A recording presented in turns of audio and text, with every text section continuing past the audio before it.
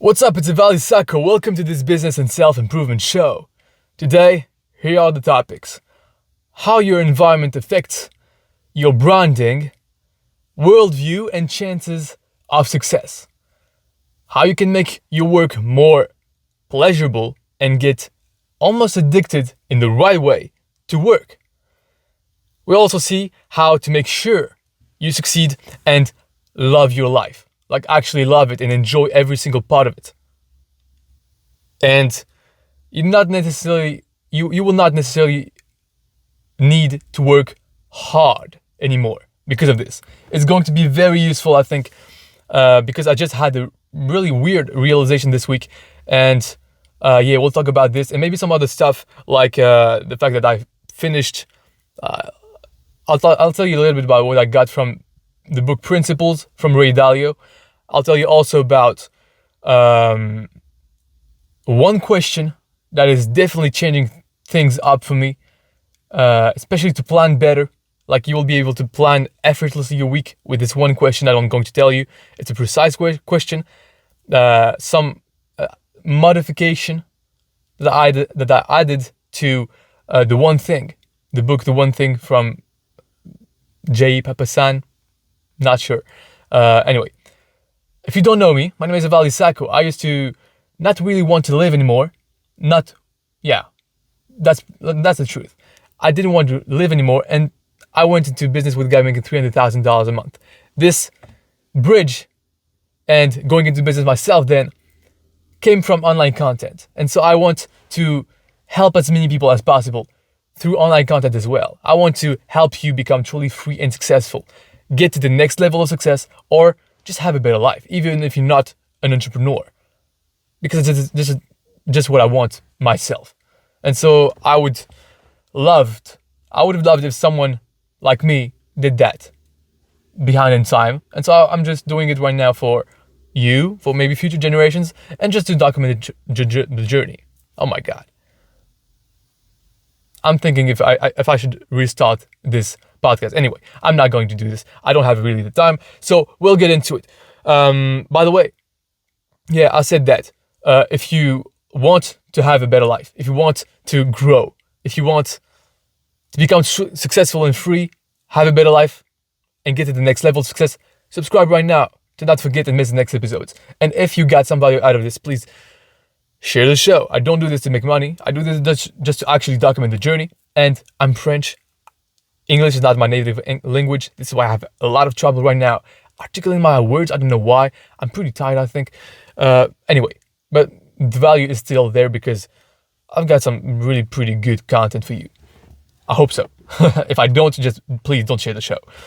But I think I did, especially if I uploaded it. So, okay, let's start. I need to really put you in the frame of mind that I was in when I got this realization about branding and all this good stuff for you. Because it is about your environment. It is about how you perceive the world.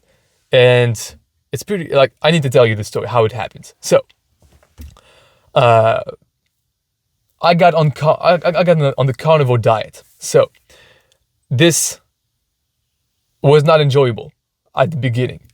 And I think I'm in week 3 right now of carnivore. And the reason why I did that is for health reasons. And I lost a lot of weight. I think maybe you can tell if you watch my other videos, my podcasts. But the hardest thing was pleasure. And this is the main topic of the podcast. Pleasure is really the main theme that surrounds branding, your environment. And the reason why I got to this realization is because I was in a lack of pleasure for a long time. So I cut off completely sugar, right? Sugar and any carb. And so I felt depleted like an actual addict. Like at first, the first week that I got on carnivore, I actually felt emotional toward sugar. Like I needed sugar just like an addict would need his drug, right? So, and mind you, I had a pretty dialed in diet before that. I was not really like constantly eating sugar. I just like the main difference that I did when I got on carnivore was taking off the vegetables and the brown rice that I was still eating. These were the only foods that I was eating. Also some spices, and that's it. I didn't eat much anything else. And the week prior to that, like 2 weeks prior to getting on carnivore, I was eating as sugar a banana, some honey, and dark chocolate. 85% dark chocolate. So it was like I was very dialed in already. So I was addicted. So mind you, like most people, I think, would be in hell just trying this carnivore diet and at the beginning. And then now I feel pretty good, to be honest with you. Like I don't feel that hunger that I used to feel, maybe because I already lost the weight. Anyway, and so I was like really depleted from sugar. And at one point, I was doing some research for work.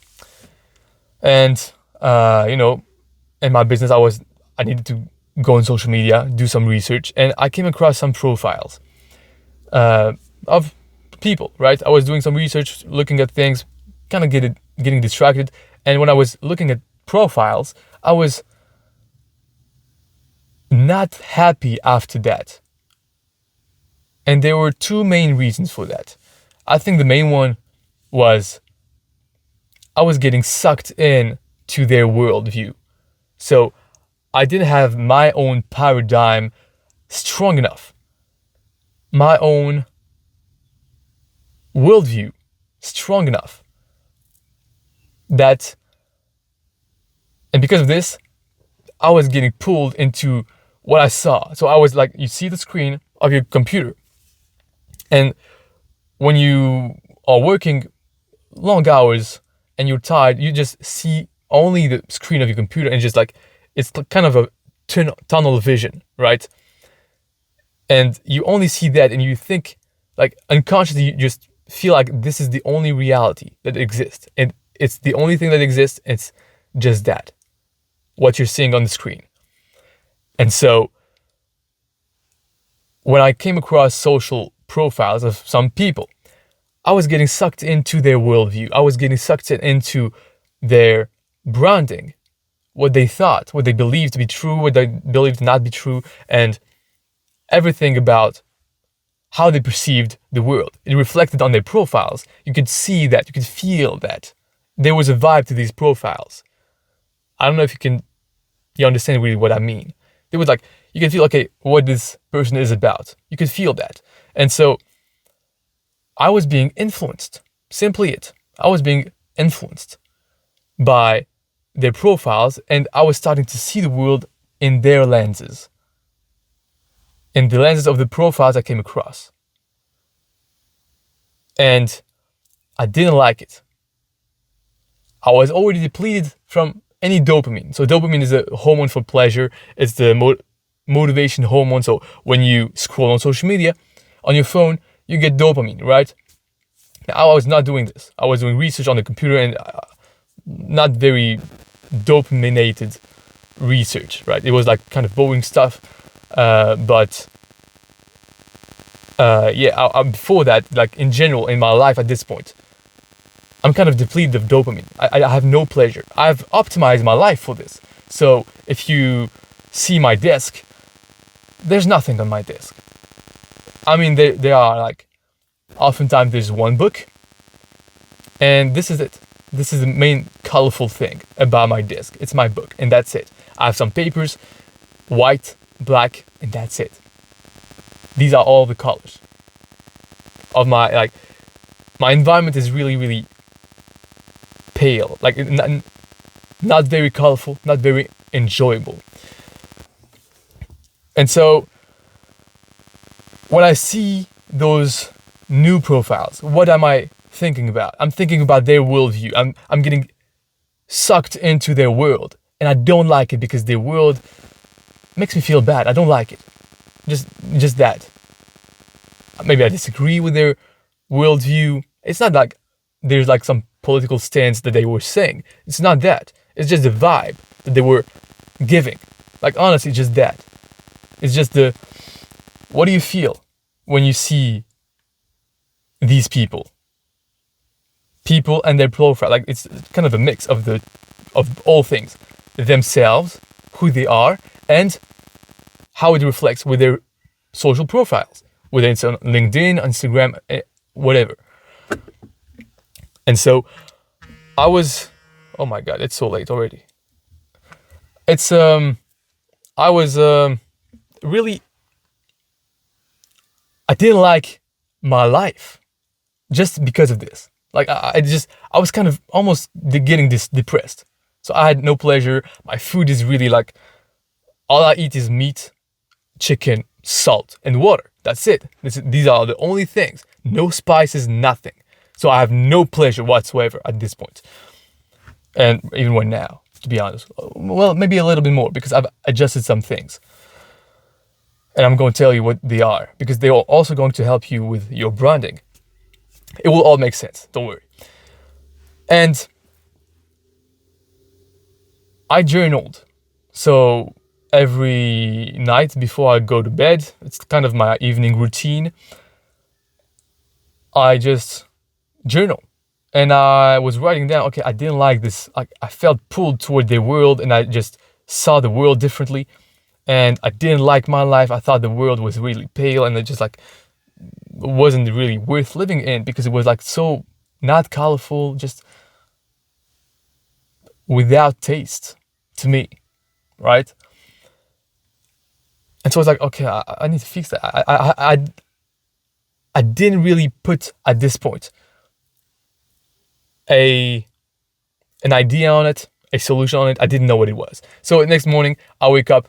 As always, I meditate 10 minutes in the morning. Basically, what I do is I just sit straight on my chair and breathe.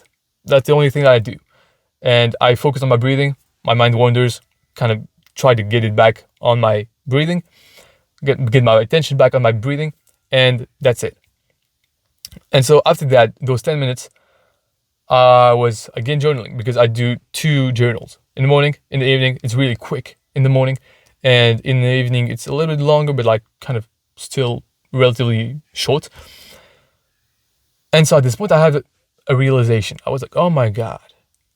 And I remembered at one point was I was working with some guy that I went into his office and I helped him with marketing, right? I had people with digital marketing. So I helped him with his digital marketing for his company.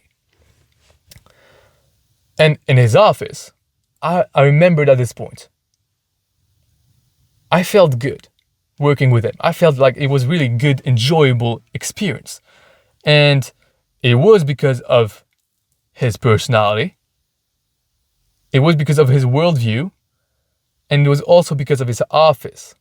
His office was really simple, relatively new. He had like still some things to work on. Like he had just moved into this office, and so it was not totally like completely fully ready. But there were, I think, 3 or 4 toys, Legos. You know those little bricks that forms something bigger, like some kids' toys, right? But they make, bigger things. And so he had a Bugatti, the car, a Bugatti in Legos. And this costs, it's not a cheap toy. Like, it's not for a kid. Like, they make these for, adults now. And it was colorful. And he had also one of a construction thing, a construction machine. And he had also a ship from Star Wars. He built them in Legos. And I was like, I wondered, like, this was, I think, the thing that make him and the work that we did together enjoyable. There was a vibe to the environment. there was a vibe to his personality and how he viewed the world. He enjoyed his work every day because like he had like our environment shapes us a lot. Like we don't realize it. Like my environment shaped me. So it was like pretty fade. And at one point, if I had some other vibe, it came into me. I had no vibe. So I was a 0. And if some negative came to me, I became a negative, right? But if you're like a positive, like if you're a +5 and you get some -1, -2, you're still relatively positive, right? So you're +3, right? And so this is how I think. Your environment changes your vibe. And then I came across Andy Frisella's brother's desk. So I was lost on YouTube at this point, I think, honestly. Like there was one day I think this week I was awake pretty late. Like at 1 a.m. I think I still was up and I saw this old vlog of a guy in their office. So Andy Frisella, if you don't know, he's a like highly successful entrepreneur, 100 million plus, I think. And he has a supplement company, I think. I don't remember. Anyway, I like the guy. He has a podcast too. You should check it out. And Real AF, it's called his podcast. Anyway, on his office, on his desk was some kind of a plaque of a video game, Doom, in blue, a light blue, and it was pretty like beautiful, right? It was a big plaque, like Doom, and why he had this plaque, and the guy like asked him, what's this? And he was saying, oh, it's Doom. It's a video game I loved when I was a kid. I was like, oh my God. There's a lot of similarities between the guy I worked with to help him with his marketing. And okay, he has his office designed in the way that he liked it. He had worldviews. He had some souvenirs, some memories of when he was a kid ingrained in his office. And he has, like in Andy Frisella's desk, his brother, I think, a video game, a reminder of his video game, of his favorite video games when he was a kid. And it put him in this mood, in this world view, in this perception of reality, because reality is whatever you want to do with it. Reality is just a perception. If you view the world in with certain lenses, you will see that like this world as, okay, it's not really colorful. It's not like the world is doomed. You can have this perception of life depending on your beliefs, depending on what you think about, what you keep in mind, in the back of your mind, and depending on what surrounds you, what is your environment. And so I was like, okay, I need to change my environment. I was like, okay, well, how can I do this? So I took some notes, and I think I wanted to say some other things. It's like, yeah, it's those toys and those old memories of a video game when he was a kid. These Legos. I think the guy that I worked with had like $10,000 worth of Legos. Like it's a game, and he spends his time doing this as well, even sometimes when he's working. So it's like he told me like he like kind of relaxes and let his mind relax while he thinks of some problems. He just like do this construction thing that he likes, right? He enjoys that, and plus he does it with his kids. He builds those Legos with his kids, so it's like an enjoyable experience, and at the same time it's like mixed with work. So when he works, he has this worldview, and it's really, really useful, because branding is, before that I was thinking, okay, it's funny because when I think of Andy Frisella's brother now, I associate him with Doom. with the video game Doom, and he liked those kind of video games, right? It became a part of his identity. And it is a part of his identity because he liked it. He liked that. And I don't know any other entrepreneur, any other brand, any other person that likes business and Doom, the video game. I don't know no one except the guy that I worked with for his marketing that works with Legos in his office. I don't know nobody. And so right now, like unconsciously, I was already like before this realization, I was already thinking, when I was thinking of this person with this entrepreneur, I was thinking of Legos immediately. And he has a business in swimming pools. And so immediately when I think of this guy, I think of Legos, swimming pool. Legos, swimming pool. Beach also as well, because I have some kind of like memories about seeing him, something like this. And so something about beaches and like water and good times and just the way he feels. And so he speaks in this way as well, makes you feel in a certain way. Because he feels something, he transmits this to you.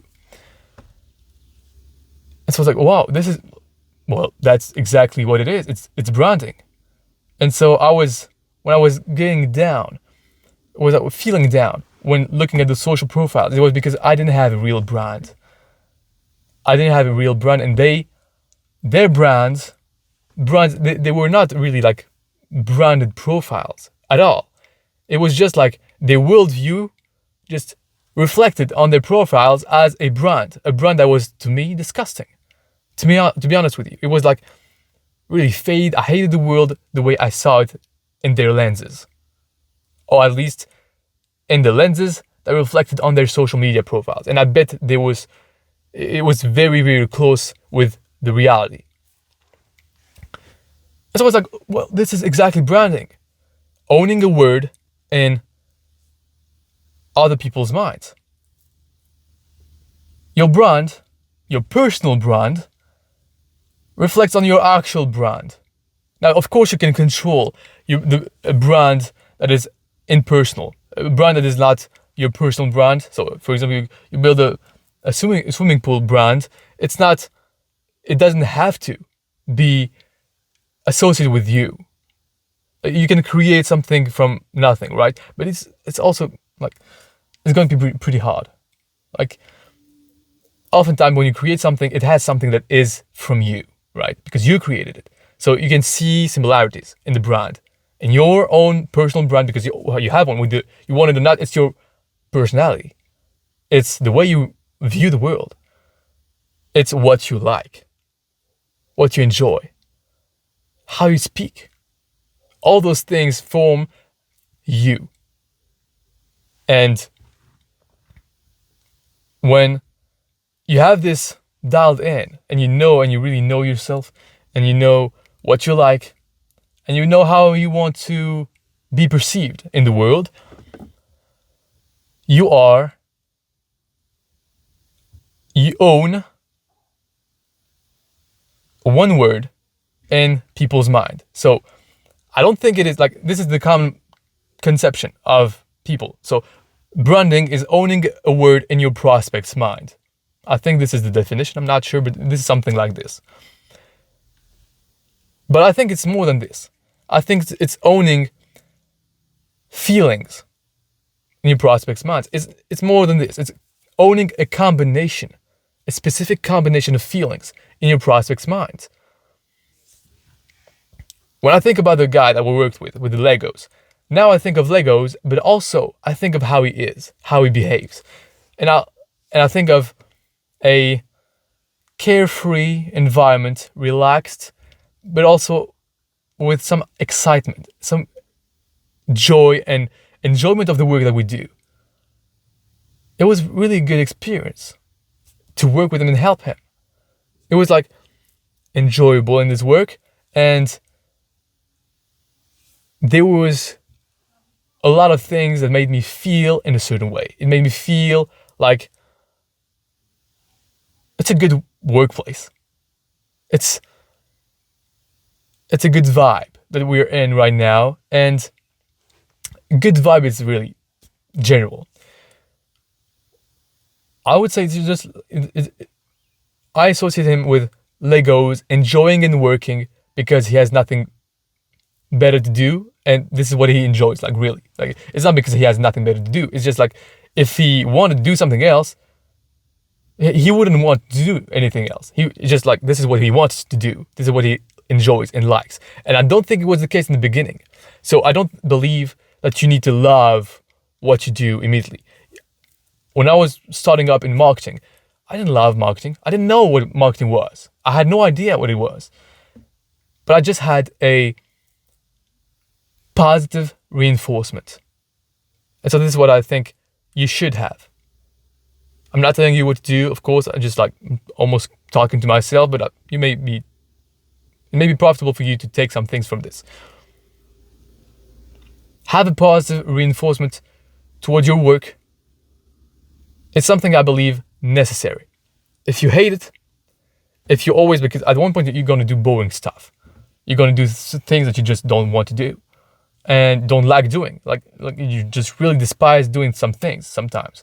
And if you do them with no positive reinforcement and nothing in your work, it's going to be very hard to keep going. It's going to be very hard for you to not quit. And if you quit, it's done. You lost. So in order for you not to lose, you need to like something. Just something. Not the whole business. Just something that you can attach dopamine to. It's something like from which you can get dopamine. So, for example, the guy I worked with, he just really he just really liked swimming pool. Yeah, he liked the vibe. He didn't really necessarily like selling to people and doing all those, like, all the things that surrounded the business. He didn't like it. He needed to run ads. He didn't really need it. He needed to, like, build his personal brand, his values of his company. And I helped him with it. He didn't really need that.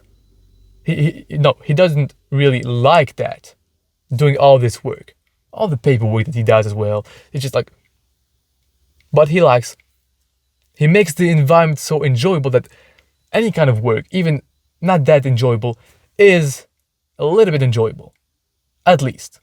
And he gets a positive reinforcement. So positive reinforcement for someone that could be just money. Like, you do something, you get money, you like money, you get dopamine, you like it. It's a positive reinforcement, right? But it can also be just like something that you like, other than money. It could be like, oh, for me, when I started digital marketing, I didn't really like it.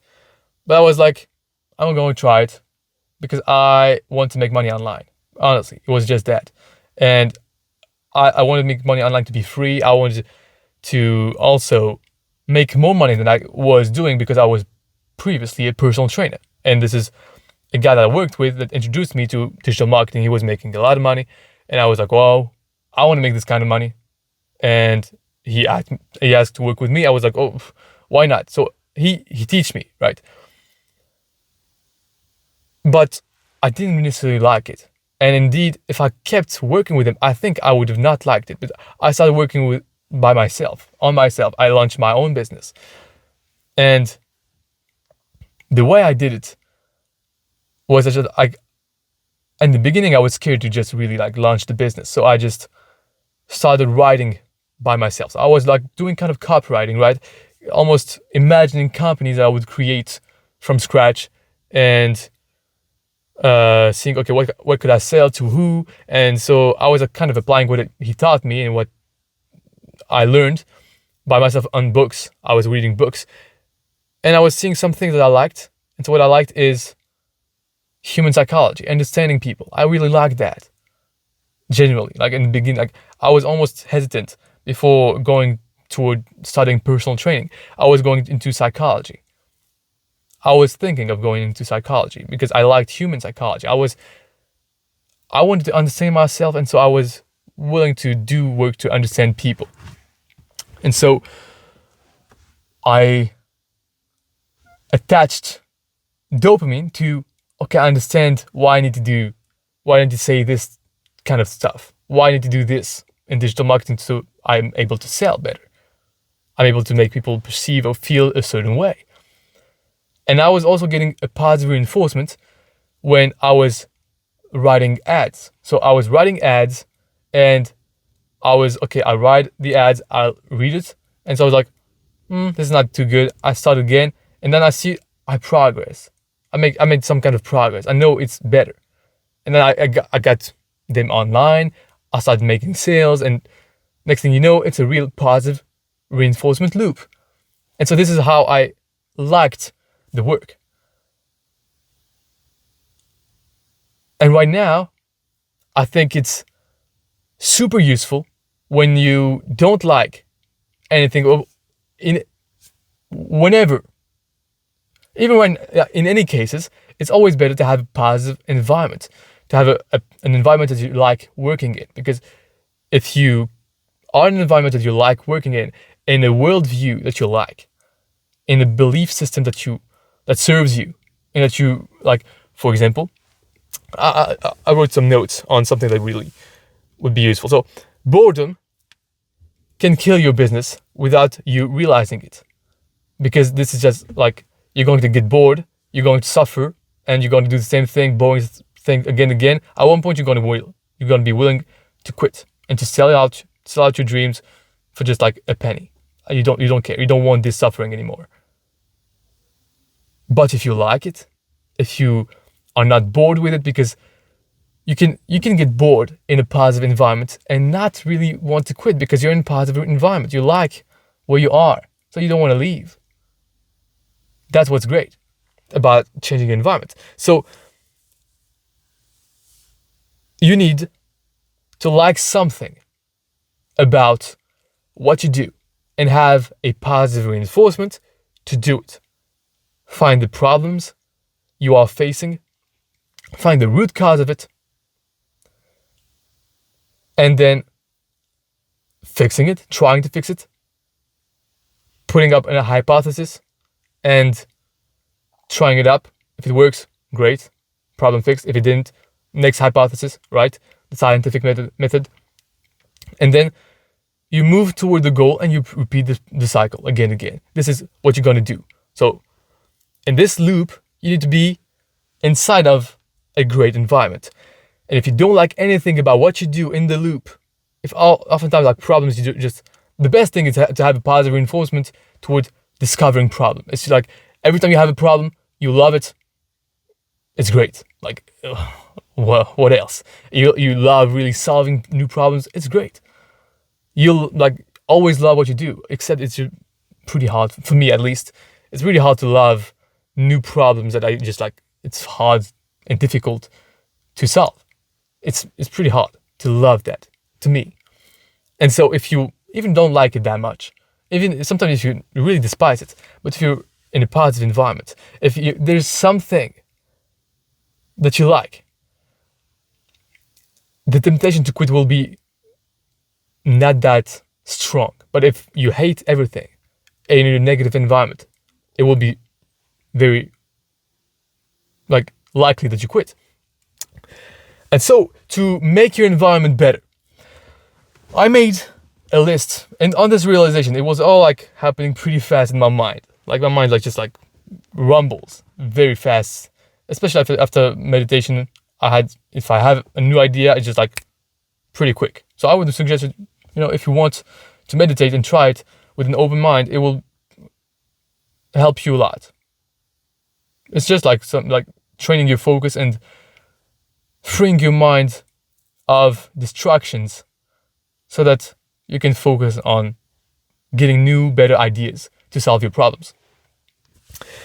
And so I would encourage you to make a list of things that you want, things that you like, things that you like right now, and things that you used to like when you were a kid.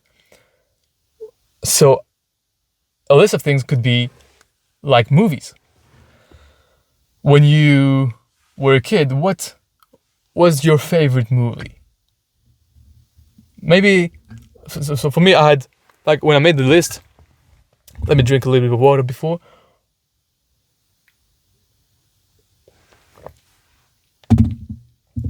I liked Pirates of Caribbeans. I don't know if this is the name in English, but like, with Jack Sparrow and the Disney movie, I think. I like the movie, and so I like the vibe in which it puts me. But you need to go a step further than that. What do you like about this? So I'll give you a list of things that you could list that you like, and so you can take things from that and apply it in your environment. And now you might think, okay, what's the correlation? Branding, environment, it's all related.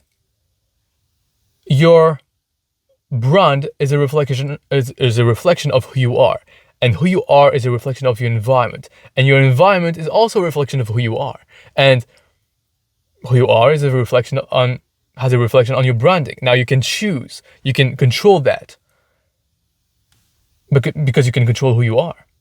You can control, you can decide. Okay, I like that. I don't like that. I used to like this, but I don't want people to perceive me in this way, so I'm not going to use it in my branding, right? So the guy I worked with, he didn't mind. He liked a lot of other things. I know he liked Dragon Ball Z, the anime, right? But he didn't use it in his branding. And it's I think he did it intentionally. In his branding, in his office, he put those Legos that he was proud of having, having built up. But he didn't use other things because he liked the way people perceived him with this and not with the other things that he liked. So he controlled his branding this way. And he also controlled his environment this way, obviously. So, list of things that you could list that you liked or like right now.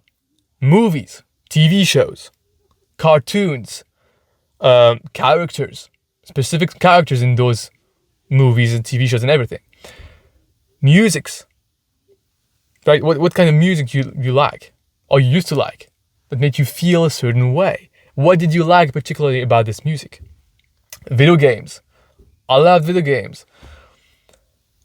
When I was a kid, actually, true story, I used to be extremely motivated to wake up early every single day just to go and play a little bit of a video game right before I went to school.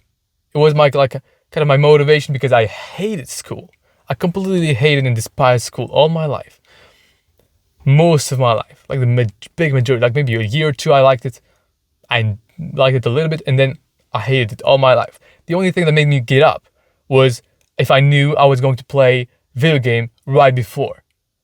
And if I wake up earlier, I could play more. So it was a positive reinforcement. It was like a carrot for me to go and eat so that I can do the things that I actually needed to do. You could use it as well. So, for example, you could use this when, let's say you have to make cold calls. Let's say you make cold calls and you don't really necessarily like doing them that much. You could get addicted to cold calling people by adding a component of things that are actually addictive, like social media. What is addictive? What is the things that makes you addicted in social media? What is it? Ask yourself, what is it? I know what it is. It's colors. Colors, people, knowing what's up with people. And most, it's having this feeling of not being alone, I think. And it's just social media, the way the apps make you feel when you scroll is very addictive. Because it's engineered to be making your brain addicted to that. So that you spend more time on it and so they get more, advertising dollars. And one of the biggest, to me, component of the addiction is in the randomness. I got addicted even on AI, trying to generate images. I was addicted to, okay, how is it going to be next? Oh, how is the next image going to be? Oh, I don't know. It's random. It's like pretty like maybe it's going to surprise me. Maybe it's not going to be that great. But at one point, oh my god, it's surprising. I like that. And boom, dopamine, dopamine, dopamine. And it's easy. So you get addicted, like you get hooked on it. And so maybe you could add randomness to your cold calls. So it doesn't have like, you're not going to call random people. This is not the goal. The goal is to make you want to cold call the right people. And let's say you would make 10 cold calls, and every 10 cold calls, you would flip a coin. If it stales, you do something that you like. If it's not, you don't. So it's like random. You don't know if you're going to get or not.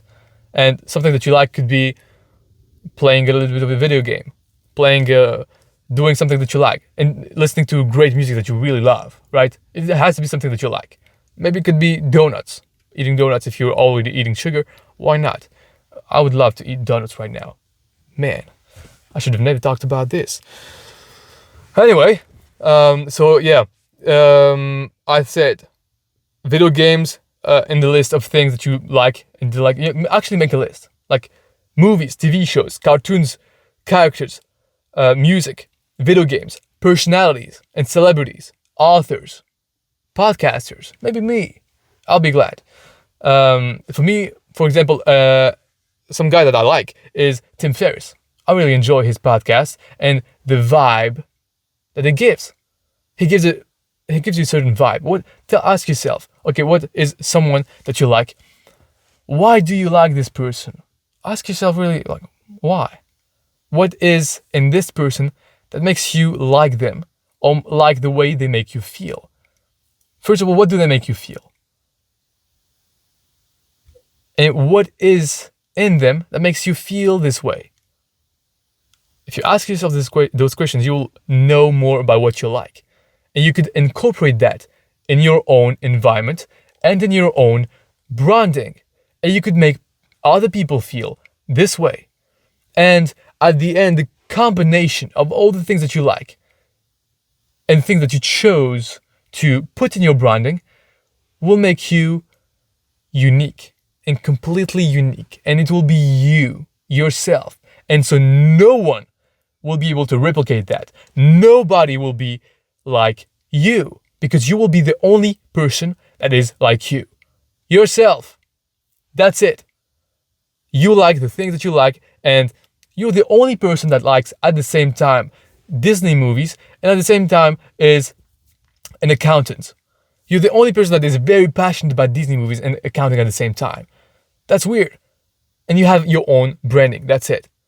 Now, this could be like very much more precise and more detailed. So what does Tim Ferriss, what do I like in Tim Ferriss? What I like is that it makes me feel like, it puts me in this mood, in this vibe of adventure, of exploration, of seeing life like an experiment and trying to explore new things. And I don't know why. I think because I read something, maybe in the 4-hour work week, I think it talks about something like being on the beach and something like this and traveling a lot. And I like that vibe. I like vacation. I like being on the beach. And that's why when I think of him, I think of the beach. I think of exploring. I think of dancing. I don't know why. I think of dancing, and I think of all those weird things that makes you like, he's an experimenter. Like, he's someone that tries a lot of things. And he's also a business owner. He's a businessman. He's a podcaster, a great podcaster. And the way he speaks it's calm. It's like he's himself. He's authentic. It's not to say that you are you and you can't change, like you are fixed you and you are like defined. You are always becoming. You are always evolving. You know, the humans are not constants. They are variables, right? They change. And so you can change, and your brand changes as well. I see that you can see that with well, I don't know. I talk a lot about Alex Hormozy, for example, and you can see his branding change because he's evolving, he's becoming more, but he's still authentic. Like he's actually becoming more and is just being himself, liking what he likes and adding new things, taking things back from his branding. Okay, so I don't want to be the guy with the stash anymore. I don't want to be the guy with a mustache, right? He had like a big mustache and he was recognized for that before when he was like in the gym industry. And now he wants to be in the acquisition industry, like more like broad and have a portfolio company. He's more like the beard guy, like the old, wise, not old, but like wise, the wise quality that is associated with someone being old, right? So he's wise and has a lot of experience. He has a big beard and he has a deeper voice, right? He talks like, even if it's sometimes like kind of, joyful, he still like has this new brand about him. He has like his new person. He became more, and I bet his environment changed as well. And so, in the things that you like, there's also like one thing that I forgot: environments. Like actually, like nature. Like maybe you like tropical forests, right? Maybe you like the Amazon. Like I'm talking about the forest, right? Beaches, mountains. Maybe you like normal forests. You like the cities. You like big high buildings. What do you like? And what do you like about that? So I know I used to like a video game where you could fly planes and in high altitudes and with like kind of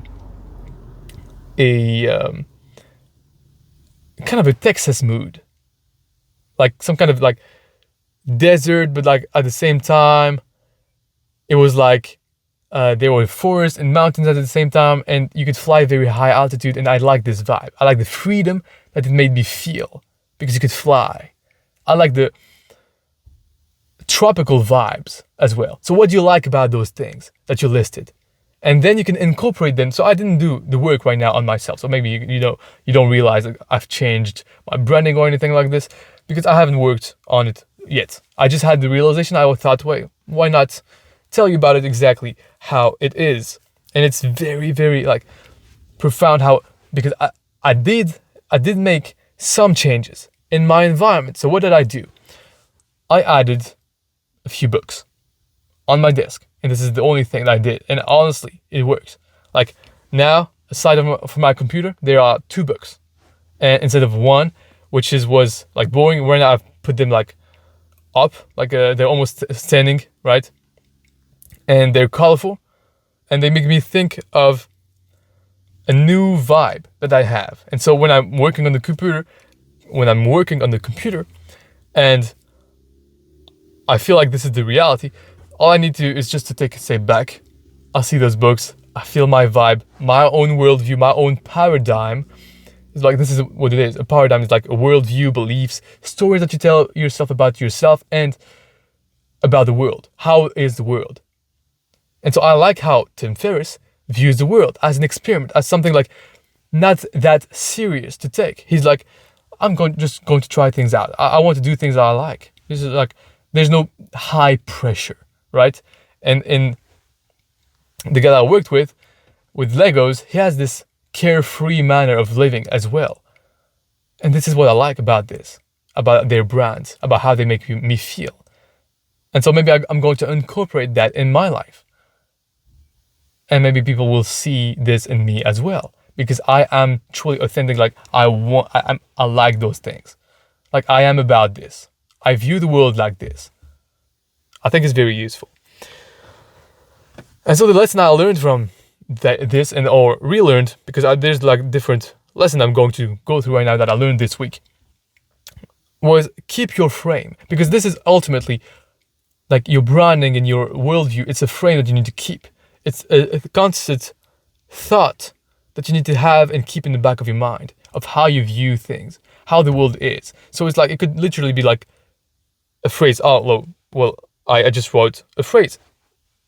So keep your frame and joy in your environment and worldview. This is what I wrote for my lesson to me, right? So every week I just realized, okay, what mistakes I did, what did not really go perfectly. And so okay, I can better this. Here's the solution for that. And so here are my lessons. Keep your frame and joy in your environment and worldview.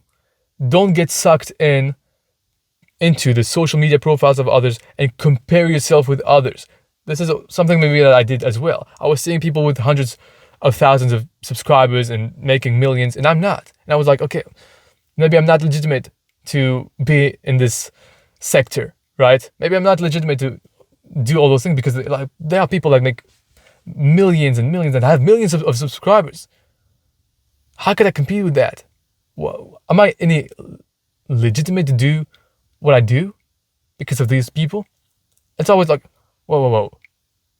No, I should be. Well, everybody starts somewhere, right? It's not because I've been in business for like 3-4 years that I can't do and I can go up to their levels. No. And so I want myself to think like that. Every time I see another social profile or someone that thinks differently than I do and that I don't like the way they think, it's not necessarily when the people think differently than I do. It's just like when people think in a way that I just don't like. It's not that I disagree with. Sometimes maybe I may agree with a view that I dislike. And I should change this about myself as well. And so I thought, I need to keep this thought in my head. When I see those profiles of someone like that thinks differently, I'm saying to myself in the back of my mind, interesting. Interesting how they think. I prefer how I view things. And so it just allows me to it reminds me that we can have different worldview and perception of the world, and it's okay. We can just live like this. We can live in a world when people see just things differently.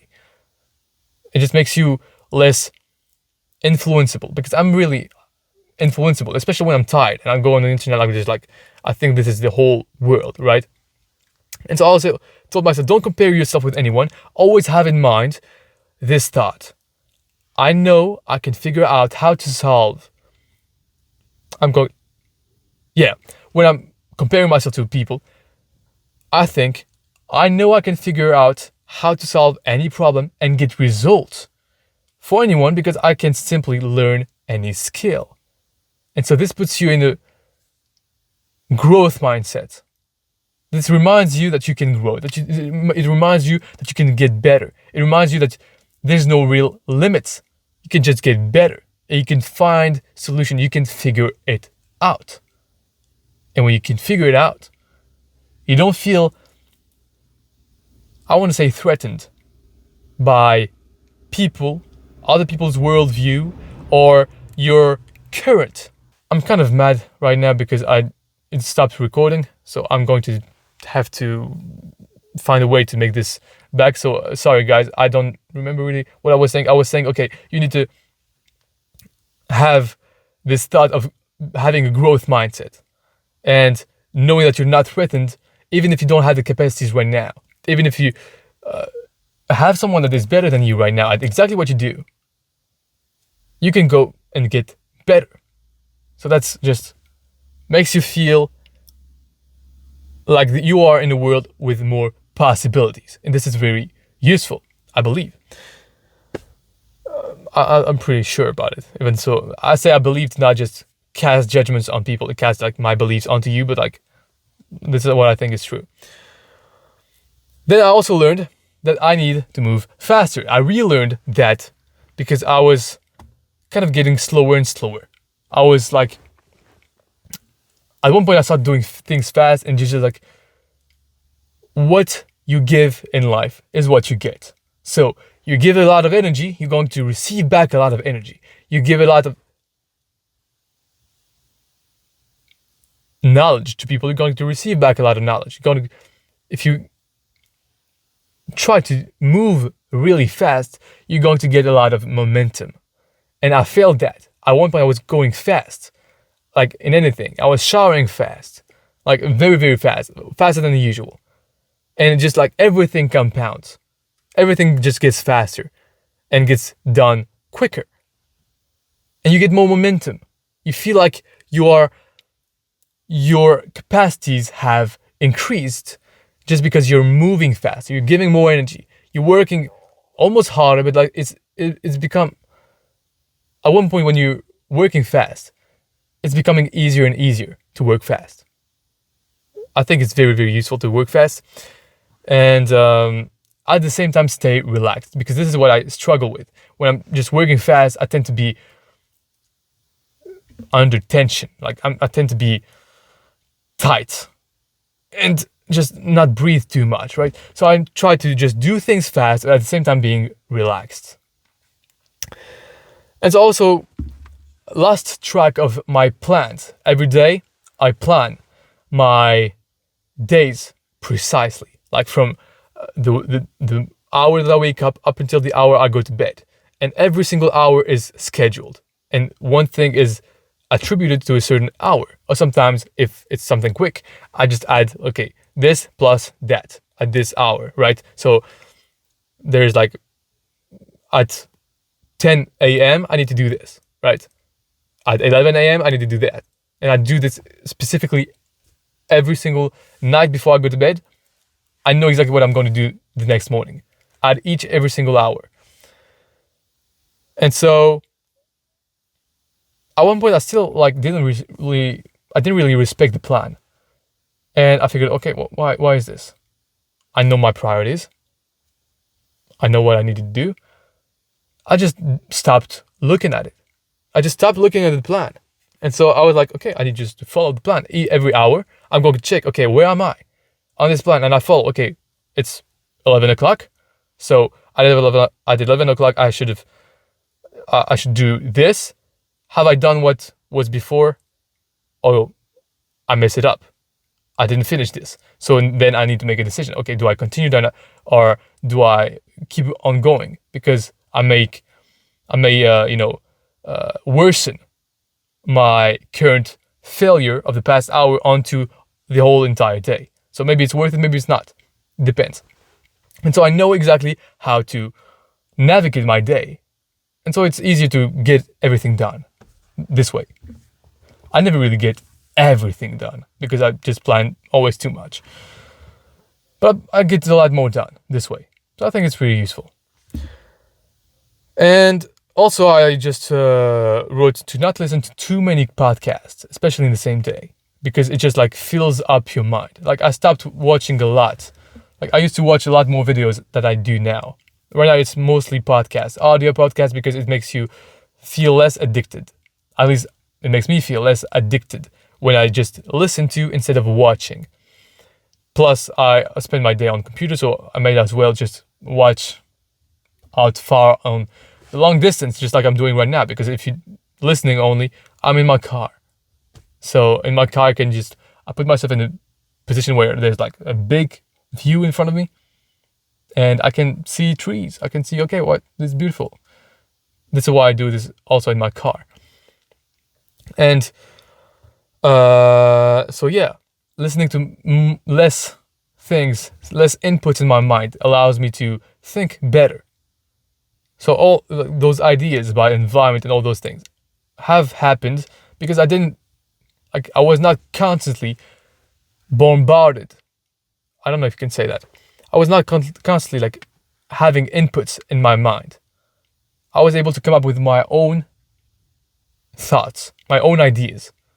Think for myself, and not having the thoughts of others pollute my mind. It's not that other people's thoughts are bad. It's just like they are not mine, and sometimes they don't serve you as much as your own thoughts. So yeah, this was that. And I think I will go quickly on what I learned from the book Principles of Ray Dalio, because I just got it done, and it's a big book. Like I can't like tell you everything about it. You need to read it for yourself if you want to have all of the value of it. It's like 600 pages almost, so it's a pretty long book, and I haven't like memorized half of it. I haven't used 20% of it. Like honestly, like not at all. But I got some ideas and some new awareness that are pretty useful, I believe. So this was about how to create a great company. So I'm a pretty ambitious person. I just would like to build a really great company, just like Ray Dalio did. He is the founder of the biggest hedge fund manager, I think, in the world. One of the five, at one point at least, one of the five biggest companies in the United States. So it's pretty big. And I was inspired by his story in the book, and I also was inspired to create a like company culture. So in this book, he's always about building a company with those values: transparency and radical honesty. Those things are very important for him, and important to build a meritocracy of ideas. So whatever is the best idea, this is what we'll choose, not because of your rank in your company, or not because of your experience in your company, but just because it's actually the best idea. And you're also actually knowledgeable on the topic in which you gave an idea, so that the idea is more likely to be a good one. This is how he said it. It's like in this company, they actually have baseball cards of employees on what are their strengths, their weaknesses, all those kind of things. So it's really radical honesty. Some people in the book, he says that some journalists say that it's like a sect. I don't know how do you say that. It's like a really extreme people in that company. But I think it's it worked pretty well for them. So I would like to build also something that with meaningful relationship. He wanted to work in a place with people that he loved, in a place that he loved. So I bet his environment was pretty good, and the people that he worked with were people that had good values, good principles, and that saw the world in a similar way, if not in the same way, and that he had a meaningful relationship with them. It's not that just they were employees; they were meaningful communities, right? And so this is what I got from this. I also got from this a little bit of ways on how to make better decisions, how to solve problems better, company problems especially. I won't have the time to go into most things.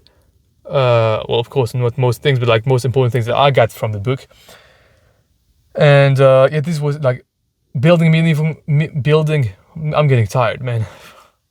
Building meaningful relationships, I think, with work, I think is one of the best thing ever that I got from the book.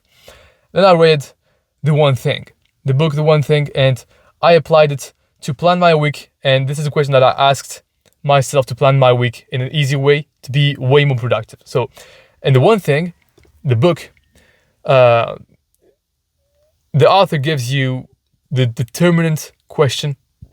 I think this is how he calls it.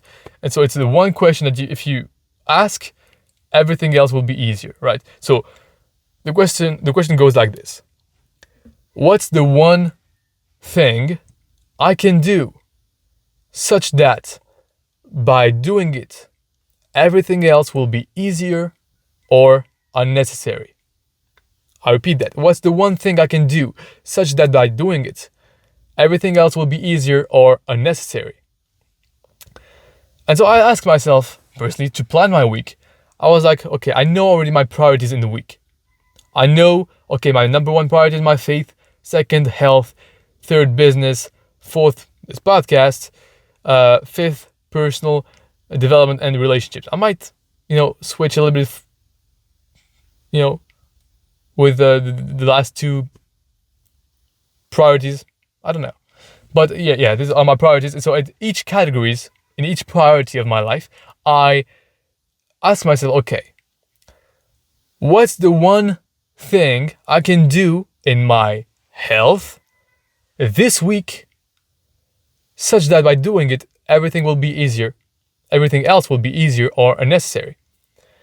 And so when you ask this question, it makes you really like try to search, and so for like trying to scan every single piece of knowledge that you have and try to come up with one thing that will have the most leverage possible